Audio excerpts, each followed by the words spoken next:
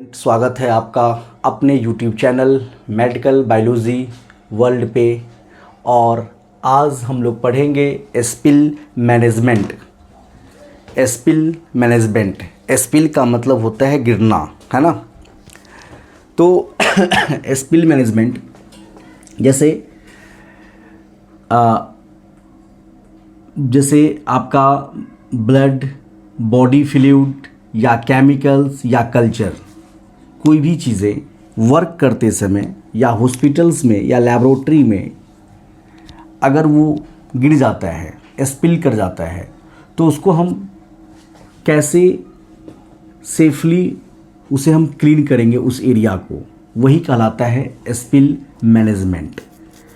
क्या क्या है, तो जैसे आपका बॉडी फ्लूइड हो गया 1 पॉइंट, सेकेंड क्या होगा आपका केमिकल हो गया, या आपका थर्ड क्या है कल्चर।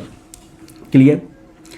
अगर हम टाइप्स ऑफ स्पिल की बात करें तो टाइप्स ऑफ स्पिल में 3 टाइप हमें पढ़ना है। फर्स्ट है बायोलॉजिकल स्पिल, फर्स्ट क्या है आपका बायोलॉजिकल स्पिल, सेकेंड है आपका केमिकल स्पिल और थर्ड है आपका शार्प स्पिल।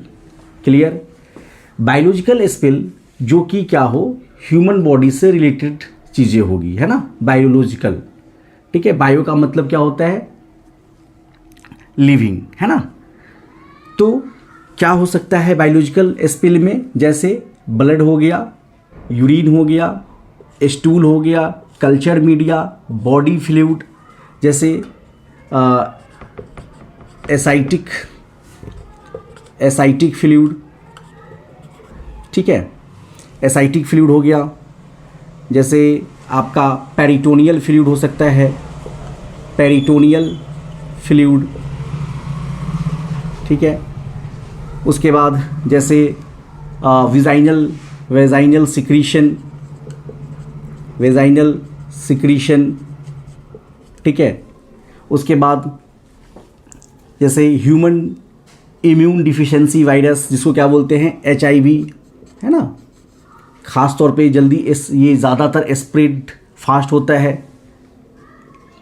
ओके, HIV हो गया, जैसे हेपेटाइटिस V का वायरस हो गया। ये सब क्या होता है, बहुत फास्ट स्प्रेड करता है। तो इसी को स्प्रेड होने से, इसको फैलने से रोकने के लिए हम क्या करते हैं, स्पिल मैनेजमेंट करते हैं। ठीक है, तो ये था आपका बायोलॉजिकल स्पिल। अगर हम बात करें केमिकल स्पिल का, तो केमिकल स्पिल जैसे एसिड हो सकता है, एल्कली है, फॉर्मेलिन है, या कोई रिएजेंट है। ठीक है, अगर स्पिल हो जाता है तो इसको हम कैसे मैनेजमेंट कर सकते हैं। उसके बाद है शार्प स्पिल, जैसे ब्रोकन ग्लास हो गया, नीडल्स हो गया, ब्लेड हो गया, है ना। तो इसे हम कैसे मैनेजमेंट करेंगे, ये क्या आएगा शार्प स्पिल में। तो 3 देखा हमने, spill, biological spill, chemical spills, and the third is the sharp spill. अब general properties of spill management, अगर हम बात करें स्पिल का जनरल प्रॉपर्टी की बात करें कि हम करते कैसे हैं, तो सबसे पहले जब ऐसा कंडीशन हो कि कोई केमिकल्स, कोई रिजेंट या कोई फ्लूइड अगर गिर जाए, स्पिल कर जाए, तो सबसे पहले पैनिक नहीं होना है। आपको पैनिक बिल्कुल नहीं होना है, घबराना नहीं है। जैसे मान लो आप वर्क कर रहे हो ब्लड बैंक में और ब्लड का पैकेट जो है लीक कर गया, ब्लड लीकेज हो गया, तो पैनिक बिल्कुल नहीं होना है। ब्लड गिर गया, स्पिल हो गया, उस एरिया को क्या करना है, सबसे पहले कवर कर देना है। ठीक है, उस एरिया पे कवर्ड्स लगा देंगे, कवर कर देंगे कि यहाँ पे, ताकि कोई पर्सन, अदर पर्सन यहाँ पे टच ना करे। ठीक है, टच करेगा तो फिर वो कहीं और जाएगा, इस तरह से वो क्या होगा, फैलते जाएगा, तो टच ना करे। तो उसको हम क्या करेंगे, पहले उस एरिया को सील कर देंगे, कवर कर देंगे। उसके बाद जो पर्सन इसे मैनेजमेंट करेगा, वो पर्सन सबसे पहले क्या, अपने आप को प्रोटेक्ट करेगा, है ना।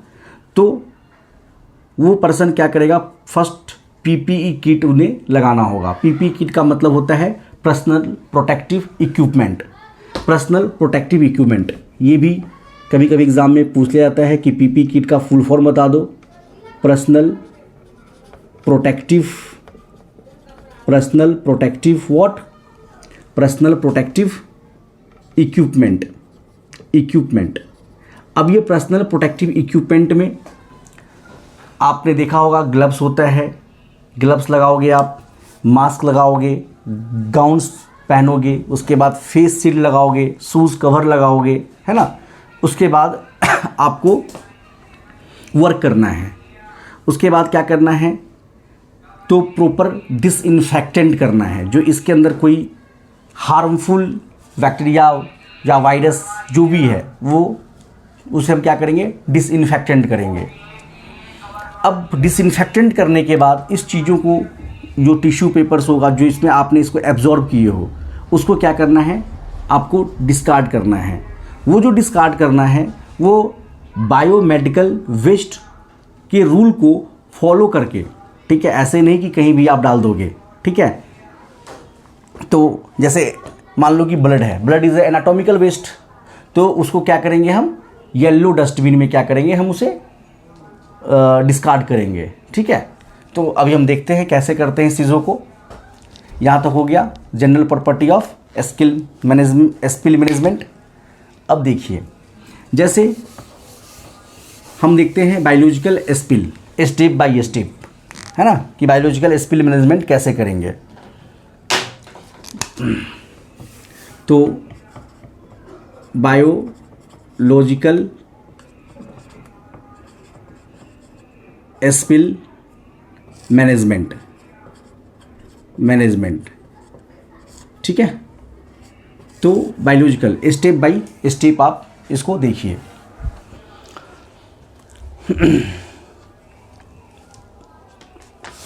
तो सबसे पहले क्या करना है कि वो पर्सन जो है अपना PP kit, personal protective kit का यूज़ करेगा। उसके बाद उस एरिया को कवर कर देना है, ठीक है। और उसके ऊपर क्या करना है, टिश्यू पेपर हो या क्या हो, गॉज जो होता है वो हो, उसे उस एरिया के ऊपर रख देना है, ठीक है। फ्लूइड के ऊपर रख देना है। उससे क्या होगा, वो एब्जॉर्ब हो जाएगा। उसके बाद जब वो एब्जॉर्ब हो जाए तो उसके बाद क्या करेंगे, हम डिसइंफेक्टेंट डालेंगे। क्या डालेंगे, डिसइंफेक्टेंट हम डालेंगे। डिसइंफेक्टेंट ताकि वो चीज़ें क्या हो जाए, न्यूट्रलाइज हो जाए। डिसइंफेक्टेंट जैसे हाइपोक्लोराइट, एग्जाम्पल क्या होता है, हाइपोक्लोराइट। अब हाइपोक्लोराइट कितना परसेंट, तो हम लेते हैं 1%। क्या इतना यूज़ करते हैं, 1%। अगर एरिया जो है 1 से कम है तो आप 1% यूज़ करोगे। अगर मोर देन 1 है, ज़्यादा बड़ा एरिया है, तो 10% यूज़ करते हैं, है ना। तो जनरली 1% हाइपोक्लोराइट हम यूज़ करते हैं। हाइपोक्लोराइट का कौन सा हाइपोक्लोराइट, तो sodium hypochlorite, NaOH, sodium hypochlorite, sorry NaOH नहीं, ये तो सोडियम हाइड्रोक्साइड हो जाएगा ना। NaOCl, ब्लीचिंग पाउडर भी तो होता है, ब्लीचिंग एक्शन, है ना। तो NaOCl हाइपोक्लोराइट, ठीक है। अब ये जो NaOCl है, हाइपोक्लोराइट जो है, ये एक प्रकार का स्ट्रॉन्ग ऑक्सीडाइजिंग एजेंट होता है। क्या होता है, एक स्ट्रॉन्ग ऑक्सीडाइजिंग एजेंट होता है। तो 1% हाइपोक्लोराइट डालेंगे, डिसइंफेक्टेंट डालेंगे। उसके बाद क्या करेंगे, उसे लगभग 20 to 30 मिनट तक उसे छोड़ देंगे। मतलब कॉन्टैक्ट टाइम, क्या होगा, कॉन्टैक्ट टाइम बहुत इंपॉर्टेंट है। ये भी कभी कभी क्वेश्चन पूछ जाता है कि कितना समय। तो अगर ऑप्शन में 20 है तो 20, अगर ऑप्शन में 30 दिया हुआ है तो 30 आप टिक आउट करोगे। तो कितने मिनट के लिए छोड़ देंगे, 20 to 30 मिनट के लिए उसको हम क्या करेंगे, छोड़ देंगे। क्लियर। अब हम उसे क्या करेंगे, क्लीन करेंगे। इसे क्या करोगे आप, क्लीन करोगे। अब क्लीन करने के बाद जो टिश्यू पेपर्स है उसको उठाओगे और बायोमेडिकल वेस्ट मैनेजमेंट के रूल के तहत कहाँ डालोगे? जैसे मान लो कि बायोलॉजिकल स्पिल है तो उसे आप कहाँ डालोगे? येलो कलर के पॉलीथीन में डालोगे, ठीक है, क्योंकि एनाटॉमिकल वेस्ट कहाँ जाता है? येलो में जाता है, तो येलो पॉलीथीन के अंदर आप उसको डिस्कार्ड करोगे, ठीक है, क्लीन करोगे। फिर उसके बाद ये क्लीन करने के बाद फिर उसे सेकेंड टाइम फिर से उसे क्लीन करना है। उसे जब सेकेंड टाइम जो उसे क्लीन करेंगे उसके लिए हम क्या यूज़ करेंगे? तो उसके लिए हम फिनाइल का यूज़ करेंगे। क्या यूज़ करेंगे? फिनाइल। क्या यूज़ करेंगे? फिनाइल यूज़ करेंगे या डिटर्जेंट। अरे यार ये हिल रहा है बार बार। फिनाइल और detergent, phenyl and detergent, phenyl and detergent. Phenyl का मतलब इसका फार्मूला जाता है C6H5OH। ये जो C6H5OH है ये क्या है? एक प्रकार का, जिसको हम इसको किस नाम से जानते हैं? Carbolic acid. किस नाम से जानते हैं? Carbolic acid. तो कार्बोलिक एसिड मतलब फिनाइल या डिटर्जेंट। और डिटर्जेंट जो जनरली यूज होती है वो कौन सा डिटर्जेंट होता है? तो एनाइनिक डिटर्जेंट। ये भी आप याद रखना, एनाइनिक डिटर्जेंट यार, एनाइनिक डिटर्जेंट। क्लियर? अब ये जो एनाइनिक डिटर्जेंट है इसका भी आप फार्मूला याद रखना, C12 और यहाँ पे जो हाइड्रोजन होगा 25 होगा, C12H25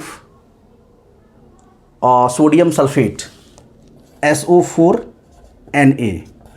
ये क्या होता है? एनाइनिक डिटर्जेंट होता है, ठीक है। तो यूज़ करते हैं इसको। अगेन हम क्या करेंगे? उसको क्लीन करेंगे। क्लियर यहाँ तक? तो बायोलॉजिकल स्पिल मैनेजमेंट कैसे करा? टिश्यू पेपर डाला, डिसइंफेक्टेंट डाला, कितना? तो 1% हाइपोक्लोराइड डाला, NaOCl सोडियम हाइपोक्लोराइड जो एक स्ट्रॉन्ग ऑक्सीडाइजिंग एजेंट भी होता है।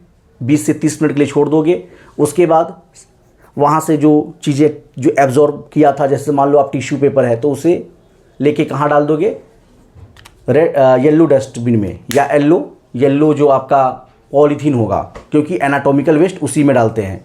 और इस पॉलीथीन के ऊपर जो है बायो हैजार्ड्स का लोगो भी लगा होता है ना, तो उस लोगो पे भी क्वेश्चंस आजकल एग्ज़ाम में पूछ लिए जाते हैं। तो उसका लोगो बड़ा ध्यान से, केमिकल बायो हैजार्ड पॉलीथीन है तो उस पर कैसा लोगोज़ है, साइटोटॉक्सिक ड्रग्स है तो कैसा है ना, फ्लेम्स होगा तो कैसा होगा। तो ये सब साइन जो होते हैं, जो लोगो है, आपको एग्ज़ाम में अच्छे तरीके से रिवीजन करके देख के जाना चाहिए, है ना, क्योंकि इस पे क्वेश्चंस आजकल एग्ज़ाम में पूछे जाते हैं। क्लियर? यहाँ तक हो गया। नेक्स्ट देखेंगे हम केमिकल स्पिल मैनेजमेंट। नेक्स्ट क्या हो जाएगा? Chemical spill management. Chemical spill management. तो देखिए, केमिकल स्पिल मैनेजमेंट। अभी chemical spill management that means क्या है? अगर केमिकल स्पिल हो जा रहा है तो केमिकल्स भी डेंजरस है, हो सकता है रिस्पिरेटरी ट्रबल कॉज करे, प्रॉब्लम कॉज करे, आई स्किन बर्निंग, है ना। तो उसको हम क्या करेंगे? न्यूट्रलाइज कर देंगे। जैसे हो सकता है मान लीजिए एसिड गिरा, क्या गिरा? एसिड। जैसे एसिड में क्या, जैसे आपके पास HCl है, हाइड्रोक्लोरिक एसिड, बहुत स्ट्रॉन्ग एसिड है। जैसे मान लो HNO3 है, नाइट्रिक एसिड गिरा, है ना। जैसे मान लो सल्फ्यूरिक एसिड ही वर्क करते हुए गिर गया, जैसे सल्फ्यूरिक एसिड है, ठीक है, ये सल्फ्यूरिक एसिड गिरा, ठीक। तो इसे क्या करेंगे? हम न्यूट्रलाइज कर देंगे। जैसे इसको न्यूट्रलाइज कैसे करेंगे हम? जैसे मान लो आपका क्या है? HCl है और हमने डाला NaHCO3, NaHCl, NaHCO3, that means what? Sodium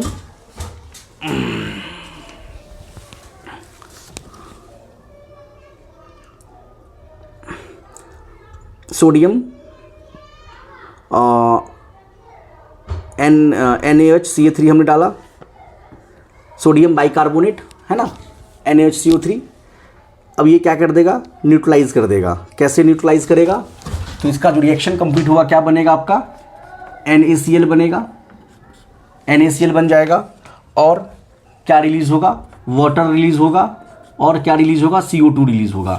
तो ये क्या है आपका, देख रहे हो सॉल्ट बन रहा है, वाटर बन रहा है और कार्बन डाइऑक्साइड बन रहा है। कार्बन डाइऑक्साइड क्या होता है, लेस टॉक्सिक होता है। तो इस प्रकार से हम क्या करते हैं, एसिड को भी न्यूट्रलाइज कर देते हैं। जैसे मान लो आपके पास एल्कली है, ठीक है, एल्कली, जैसे मान लो सोडियम हाइड्रोक्साइड है, पोटेशियम हाइड्रोक्साइड है, सोडियम हाइड्रोक्साइड है, पोटेशियम हाइड्रोक्साइड है, ठीक है। तो इसको कैसे हम न्यूट्रलाइज करेंगे, एल्कली को, ठीक है। जैसे मान लीजिए आपका NaOH है, सोडियम हाइड्रोक्साइड। कभी कभी क्या होता है, एसिड से ज़्यादा खतरनाक एल्कली भी होता है, ठीक है। तो ऐसा नहीं है कि एल्कली है तो खतरनाक नहीं होगा, तो उसको भी न्यूट्रलाइज करना होगा। तो जैसे NaOH है, NaOH को न्यूट्रलाइज हम कर रहे हैं किससे, तो मान लीजिए कर दिया आपने एसिटिक एसिड CH3COOH से, एसिटिक एसिड से। तो क्या बन जाएगा आपका, ये बन जाएगा आपका CH3COO Na और साथ में क्या रिलीज हो जाएगा, वाटर रिलीज हो जाएगा, ठीक है। तो इस प्रकार क्या करते हैं, केमिकल को भी हम क्या करते हैं, न्यूट्रलाइज कर देते हैं। क्लियर। और एक खास बात, इसके लिए क्या होना चाहिए, वेंटिलेशन भी होना चाहिए प्रॉपर, ताकि जब रिएक्शंस हो, जो गैस वैस हो, वो क्या हो सके, आप बाहर निकल सके, है ना। यहाँ तक क्लियर हो गया। नेक्स्ट है शार्प स्पिल। अच्छा, एक चीज़, एक पॉइंट याद रखना आप, चलो यहाँ तक हो गया। चलो sharp spill management.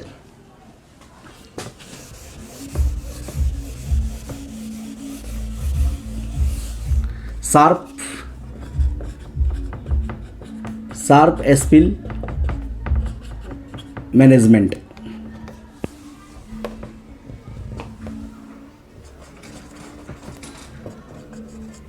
Sharp spill management, जैसे ब्रोकन ग्लास है, नीडल्स है, ब्लेड है, तो उसको हम कैसे मैनेज कर सकें, उससे कैसे हम इजली क्या कर सकें, क्लीन कर सकें उस।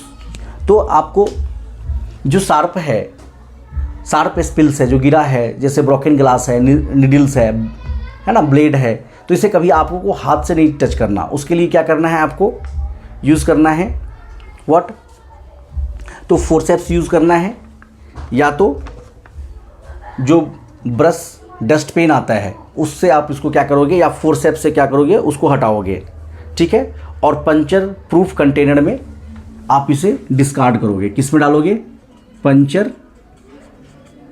प्रूफ कंटेनर में डालोगे। क्लियर, पंचर प्रूफ कंटेनर में डालोगे, ठीक है। अगर आप मान लो ग्लास टूट गया, आप वर्क कर रहे हो, टेस्ट ट्यूब में कोई सैंपल्स है, आप वर्क कर रहे हो, गिर गया, हो सकता है कि वो सैंपल इन्फेक्टेड हो, तो आपको कट भी लगेगा और इन्फेक्शन भी फैलेगा। तो डायरेक्टली इसको टच नहीं करना है ना। पंचर प्रूफ कंटेनर में उसे हम लास्ट में क्या करेंगे, डिस्कार्ड कर देंगे। अब स्पिल किट में क्या होता है, कभी कभी ये भी पूछ जाता है क्वेश्चन कि स्पिल जो किट है, स्पिल किट में क्या क्या होगा। तो स्पिल किट में क्या हो सकता है, जैसे आपका ग्लव्स होगा, मास्क होगा, गाउन होगा, ठीक है। उसके बाद टिश्यू पेपर होगा, सोडियम हाइपोक्लोराइड होगा, सोडियम हाइपोक्लोराइड, ग्लव्स, मास्क। उसके बाद पॉलीथीन होगा, पॉलीथीन। और ये जो पॉलीथीन होता है वो कैसा पॉलीथीन होता है, या बैग, इसको बैग भी कर सकते हो, बायोहैज़ार्ड बैग, और ये बैग, ठीक है, बायोहैज़ार्ड बैग। इसकी जो प्लास्टिक्स होती है वो कैसा होता है, नॉन क्लोरीनेटेड होता है, नॉन क्लोरीनेटेड, ठीक है। इसमें क्लोरीन नहीं होता, नॉन क्लोरीनेटेड होता है, ठीक है। और ये जो बायोहैज़ार्ड का यूज़ करते हैं वो करते हैं हम मिनिस्ट्री ऑफ इन्वायरमेंट। कैसे यूज़ करते हैं इसको, किसके तहत, तो ministry of environment forest, ministry of environment, forest and climatic change, and what, climatic change, climatic change के मेडिकल वेस्ट मैनेजमेंट रूल के तहत इसको हम क्या करते हैं, यूज़ करते हैं। ठीक है, जैसे आपके बहुत सारे बैग्स आते हैं, जैसे येलो है, रेड है, ब्लैक है, ग्रीन है ना। ठीक है, ये सब सारे बैग्स आते हैं। क्लियर। अब है डाइल्यूशन कैसे बनाते हैं। डाइल्यूशन यहाँ तक कंप्लीट हो गया। डाइल्यूशन जैसे मान लो कि आपके पास 10% का स्टॉक है हाइपोक्लोराइड का, उससे हमें 1% बनाना है। मान लो आपके पास 5% का स्टॉक है, हमें 1% बनाना है, तो हम कैसे बनाएंगे। तो इसको बनाने के लिए फॉर्मूला है डाइल्यूशन फैक्टर का यूज़ करते हैं। किस फार्मूले का यूज़ करते हैं, तो डाइल्यूशन फैक्टर फार्मूले का यूज़ करेंगे। देखिए dilution factor, dilution factor, dilution factor, तो डाइल्यूशन फैक्टर क्या कहता है, C1V1 equal to C2V2। C1 क्या है, आपका कंसंट्रेशन है, किसका, तो स्टॉक का कंसंट्रेशन है, जो आपके पास स्टॉक है उसका कंसंट्रेशन है। V1 जो क्या है, वॉल्यूम है, किसका, तो जो आपके पास स्टॉक है। और C2 क्या है, जो आपको डाटा चाहिए, जो आपको वैल्यू चाहिए होगा, वो आपका क्या हो जाएगा, तो आपका C2 हो जाएगा। डेट मीन्स क्या, रिक्वायर्ड C2 का मतलब क्या, हम ये लिख सकते हैं रिक्वायर्ड कंसंट्रेशन, जो आपको चाहिए, रिक्वायर्ड कंसंट्रेशन। और V2 क्या है आपका, रिक्वायर्ड वॉल्यूम है, रिक्वायर्ड वॉल्यूम।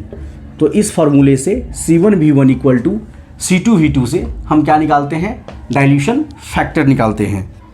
या ऑलमोस्ट आप सबसे इजी ये याद रखना कि जैसे मान लीजिए कि 10% हाइपोक्लोराइड है और उससे हमें बनाना है 1%, तो क्या हो जाएगा इसका रेशियो 1:9 हो जाएगा। 1 पार्ट क्या हो जाएगा आपका, हाइपो का हो जाएगा, 1 पार्ट हाइपो का होगा और 9 पार्ट क्या होगा, वाटर को हम ऐड करेंगे। ठीक है, तो 1:9। तो ये क्या था आपका डाइल्यूशन फैक्टर।